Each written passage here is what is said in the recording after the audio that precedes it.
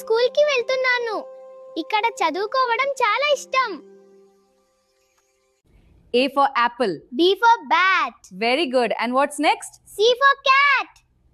Come on, let's play. Yay! I got it. ఆయమ్మ రోజు నాకు అన్నం తినిపిస్తుంది. మా అంగన్వాడీలో ఆటపాటలతో విద్య. ఏనుగు ఎక్కడుంది? ఇక్కడ ఉంది. చాలా బాగా వేశారు. నేను ఒక కథ చెప్తాను.